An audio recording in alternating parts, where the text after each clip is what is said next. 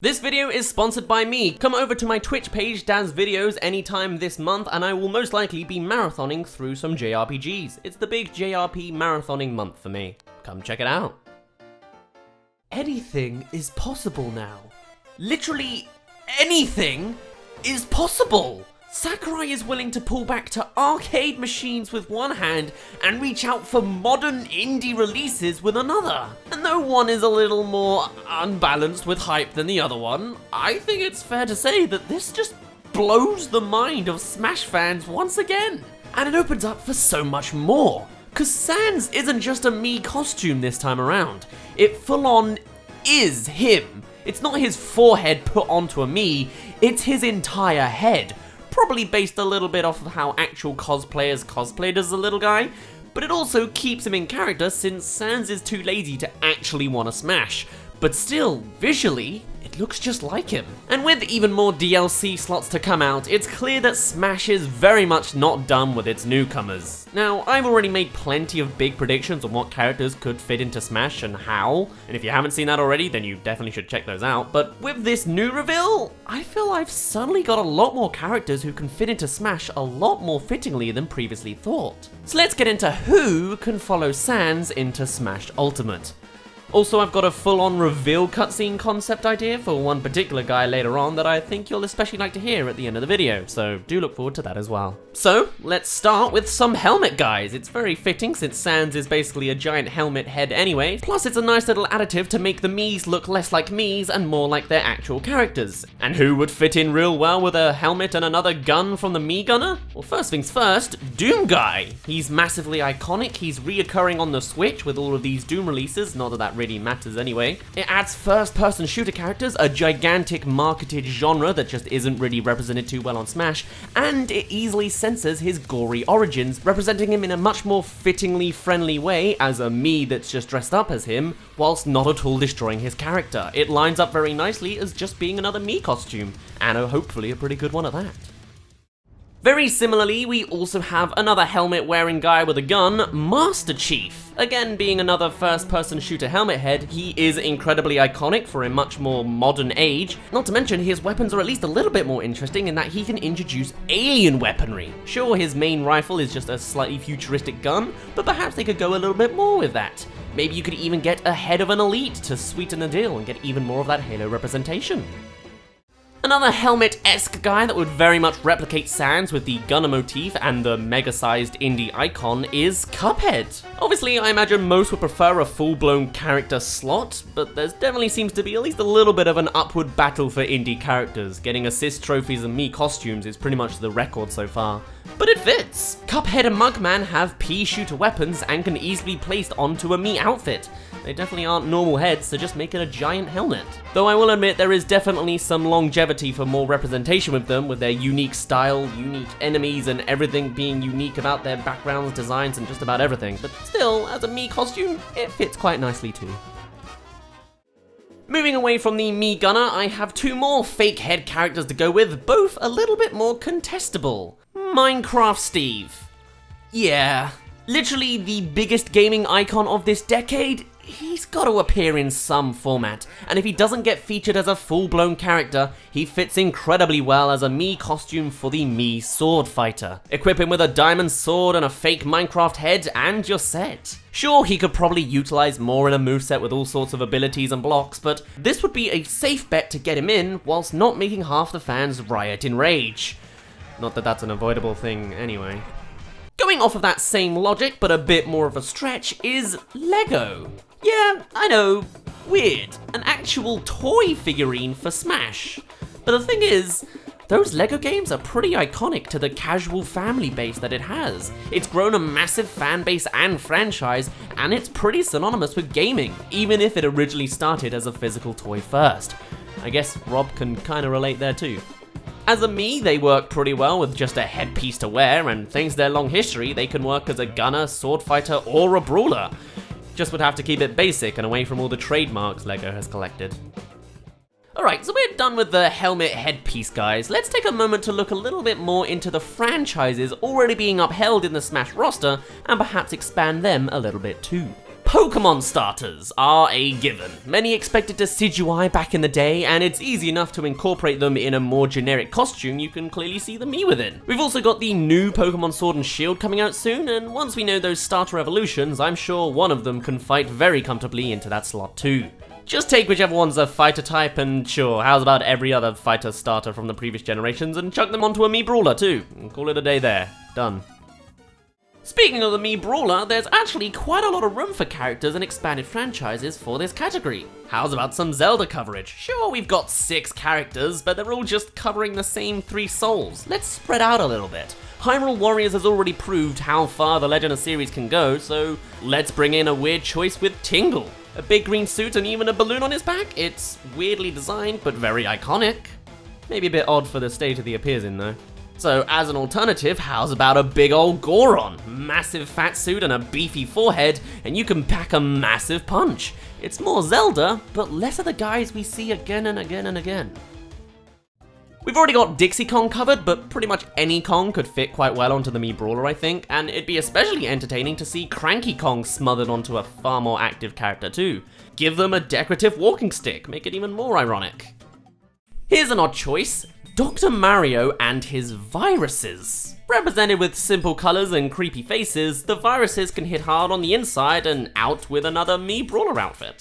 I told you there was a lot of Brawler longevity. Let's speed things up a tad with more fighter characters from Smash franchises that just make too much sense to put together. Chun-Li. Want more Street Fighter without the effort of actually using an official slot or an echo slot? Place her outfit on a Brawler. Get those legs kicking. Punch-Out doesn't have many characters, and while most are potentially too stereotypical to make it front and center, Little Max Trainer is a well-rounded enough addition to the wardrobe. Scorpion. And just like Doomguy, Mortal Kombat can be covered tastefully with some costumes of Scorpion or Sub-Zero. If they took full slots, I'd love to see the Fatality move used, or Sub-Zero to actually incorporate some ice powers. But as a Brawler, it just lines up nicely. You know who we haven't heard from in a while? The Mii Sword Fighter. And you know who Smash fans really hate to take up more slots?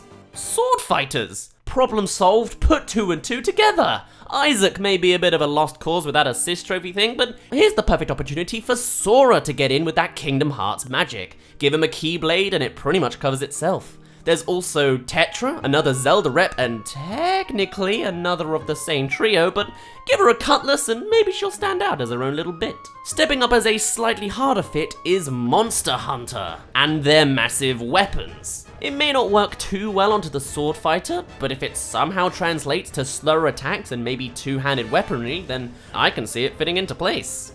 Or just give them a full slot, that works too. And hey, with everyone recently cooling down from their Tracer scare, how's about the second in command people wanted in her place being Scout? Again, oddball choice to get someone from Valve, but TF2 was a massive hit, and Scout has not so much a sword as much as a baseball bat, but perhaps it could line up quite nicely. At least he's not a Nest clone. Alright, that covers most of these sword fighter options, but the Mii Gunner has plenty of shots left, taking away the whole helmet idea.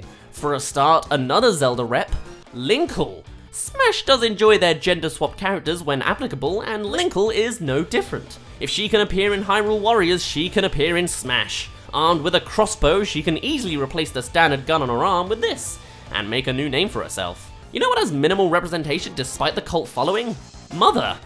And forget an identical character like Ninten, let's get in Jeff. Armed with rocket explosives, it'd be another fitting remix of the standard Mii Gunner gun. Give those Miis an iconic bowl cut and geeky glasses too, and mwah, it just works out so nicely in my head. And yes, even though she's my fan favorite for an actual slot suggestion, I guess Chell can fit into that category too. Get out that brown ponytail, pull up that orange jumpsuit and turn the gun into a portal gun, and you're somewhat fit for another Valve icon.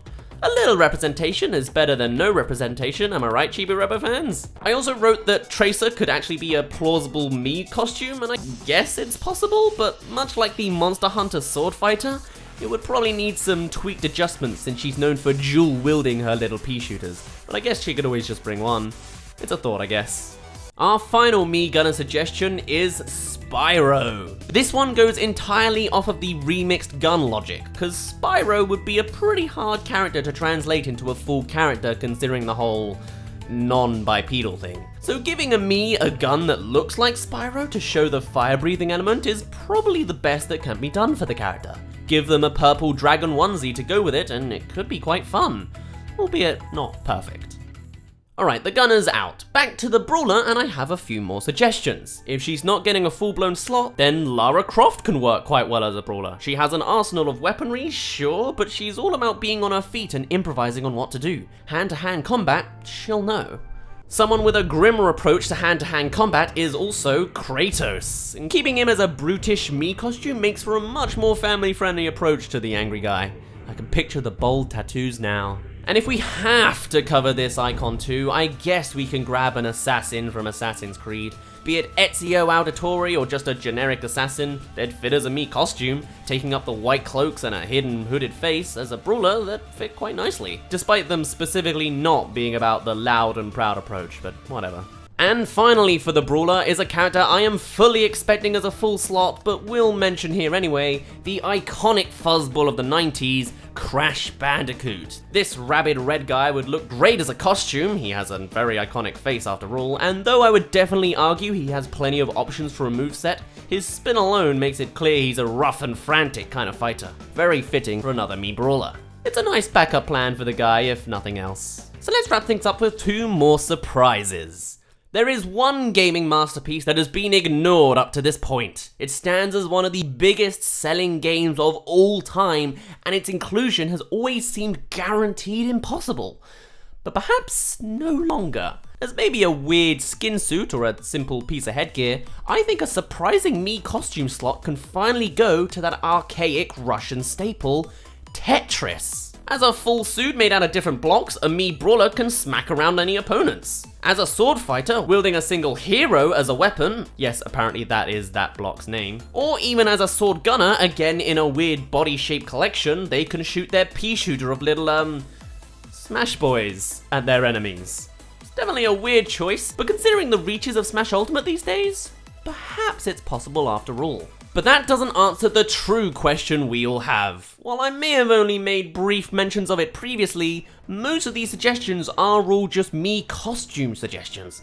What about that one big DLC slot, or the presumed 3 to 5 that come afterwards? Well, for that, I have one major idea. Something that would certainly have Smash fans raving, be it for the memes or just the hype alone, and all it takes is keeping it in the family a little bit.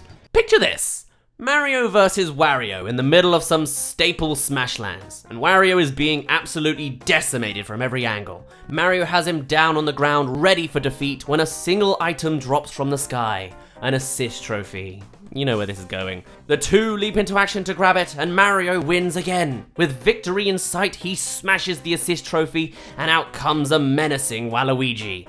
And as he edges closer to Wario, ready to give the final kick, Waluigi clicks.